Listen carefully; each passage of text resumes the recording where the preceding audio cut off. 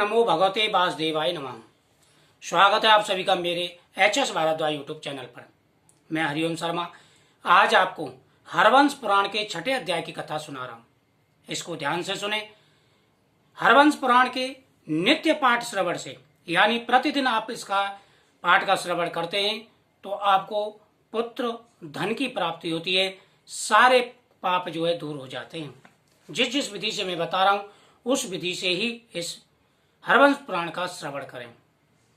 इस प्रकार से आज घर में तेल, नमक, लकड़ी, साग, अनाज का एक दाना भी नहीं है। हम क्या करें? मेरा पति ऐसा है। सन्ग मार्ग पर चलने वाले सज्जन पति को घर में संपूर्ण पदार्थ भरे रहने चाहिए।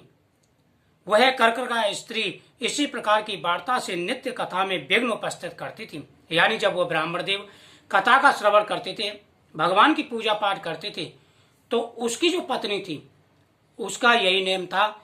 जब भी वो पूजा पाठ करने बैठते थे तो उसकी कथा में विघ्न पैदा करते थे। इस कथा में मैंने पंचम अध्याय की कथा में बताया कि किस प्रकार से स्त्री के लक्षण होते हैं, पतिव्रता स्त्री के क्या लक्षण हैं और जो सतगुणी स्त्री है उसके क्या लक्षण होते हैं, और जो इस स्त्री यानी जो ब्राह्मण की पत्नी कर्म कर रही है यह तामसिक स्त्री के लक्षण होते हैं। इस प्रकार से वह जब भी कथा करता तो उसके में जो है विघ्न पैदा करती थी। यमदूत उसे बांधकर यमराज के पास ले गए और उनकी आज्ञा से उसे नरक में डाल दिया गया। और जब उसकी आयु पूरी हो गई उसके बाद में यमदूत उसको बांध करके यमराज के सामने ले गए। जब इंसान की आयु पूरी हो जाती है तो उसको यमराज के सामने उपस्थित किया जाता है, और जो भी पूरे जीवन में वह अच्छे या बुरे कर्म करता है उसका पूरा चित्रगुप्त लेखा देखते हैं और उसी प्रकार से उसको योनि में, नरक में, स्वर्ग में डाला जाता है। इस प्रकार से उसे ले गए और ले जाकर के उसको नरक में डाल दिया गया। नरक भोगने के बाद वह पूर्व पाप के कारण घोर जंगल में राक्षसी हुई। इसलिए स्त्री हो अथवा पुरुष हो, कोई भी विष्णु की कथा में विघ्न उपस्थित ना करें। यानी उसने काफी वर्षों तक नरक भोगा, उसके बाद में उसको राक्षस की योनि प्राप्त हुई। कहते हैं स्त्री हो या पुरुष, कोई भी हो, कोई भी कथा कहीं भी हो रही हो, चाहे आप किसी भी कथा का श्रवण कर रहे हैं, किसी भी की कथा में विघ्न पैदा नहीं करना चाहिए। ये सबसे बड़ा दोष होता है। मिट्टी चालने वाले भैंस, हंस, बगुला, बिल्ली, कौआ, कंक पक्षी, जोक, सचित्र घड़ा, जल सिंधु, शिला के समान, सर्वता के समान, पूर्ण घट के समान, ज्ञानी वास्तविक श्रोता, यह 14 प्रकार के क्रुश्रोता और सुश्रोता मिलकर होते हैं।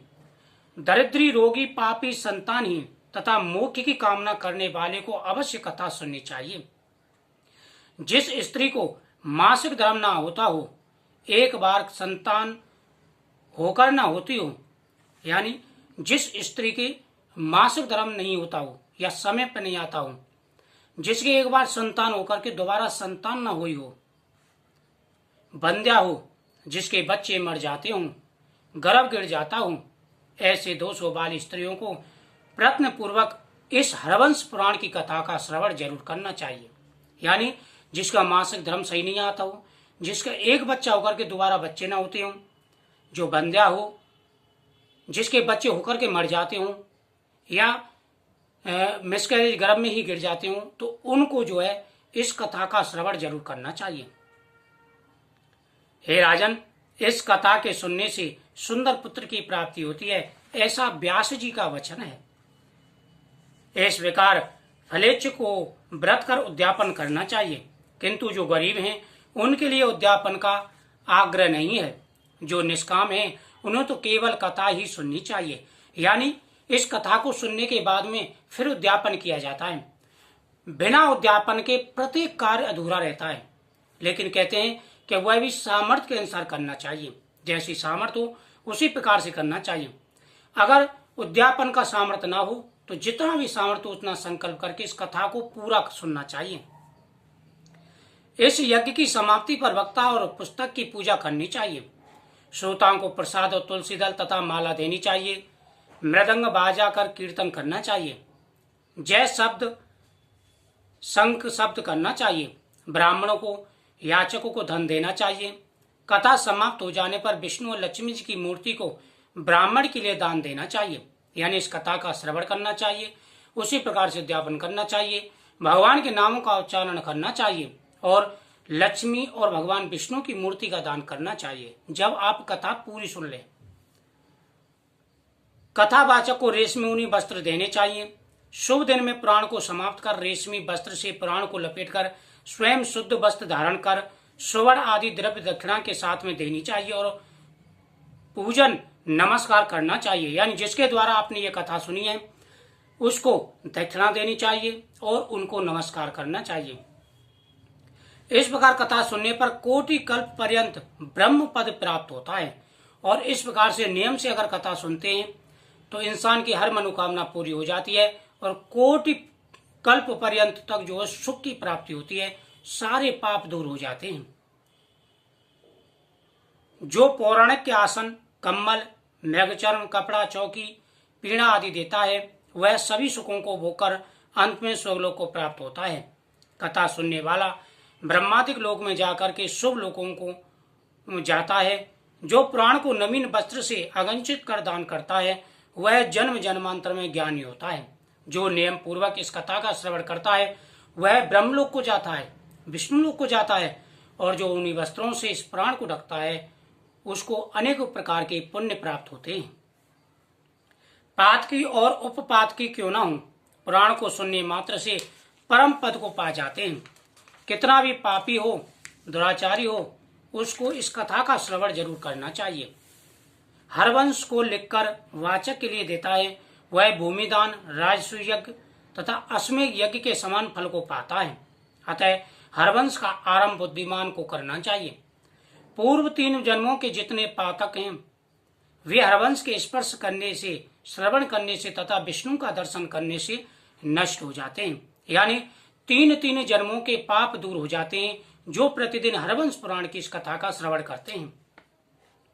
हे भारत, व्यास जी ने वेद पुराण और स्मृतियों के अर्थों को इस हरवंश में पहले से ही भर दिया है, इसलिए वेद पुराण और स्मृति की निंदा करने वाले को हरवंश ना सुनावे। प्रसन्नता से कथा सुनकर कथावाचक का पूजन करना चाहिए। कथावाचक को यथासाध्य सामग्री देनी चाहिए, यहाँ तक कि यदि सामर्थ्य है तो उसी जैसा सामर्थ्य हो उसी प्रकार से दान देना चाहिए। पीतल तांबा के बने जलपात्र भी देने चाहिए। हे भारत, सुहाग की कामना से कथावाचक की स्त्री को भी अच्छे वस्त्र भूषणों से अलंकृत कर व्यास जी का पूजन करना चाहिए। जो लोग नियम के साथ में इस कथा का श्रवण करते हैं उनको नियम पूर्वक इस कथा को सुनना चाहिए और जितनी सामर्थ्य उसकी जो है दान जरूर करना चाहिए। कथावाचक के प्रसन्न होने से सभी देवता प्रसन्न हो जाते हैं। वंश की इच्छा वालों को हरवंश सुनने से पुत्र की प्राप्ति होती है। वाचक से संतुष्ट होने से देवताओं की प्रसन्नता से कार्य सफल हो जाता है। हे जन्मेजय, इस कथा से सभी पितर अक्षय लोक को प्राप्त हो जाते हैं और इसके कथा के श्रवण से पुत्र प्राप्ति ही नहीं पितरों का भी उद्धार होता है। इस कथा का बड़ा महत्व है। जो भी प्राणी इस कथा के श्रवण करते हैं इस कथा को, उनको वंश की वृद्धि तो होती है, साथ में उनके पितरों का उद्धार भी हो जाता है। हरवंश के प्रारंभ और समाप्ति के समय वाचक की प्रसन्नता से पाप रहित होकर श्रोता अपनी कामना से को प्राप्त कर लेता है। यानी जो वाचक है वह अगर प्रसन्न हो गया, जो आपको कथा सुनाने वाला है वह प्रसन्न हो गया, तो श्रोता की हर मनोकामना पूरी हो जाती है और देवता भी प्रसन्न हो जाते हैं, पितृ भी प्रसन्न होकर के आशीर्वाद देते हैं। इस प्रकार विधि विधान से हरवंश पुराण सुनने पर श्रोता संताप को प्राप्त कर लेता है, साथ ही स्वस्थ धन, आयु और सौभाग्य की प्राप्ति कर लेता है। इसमें थोड़ा बहुत भी संशय नहीं करना चाहिए।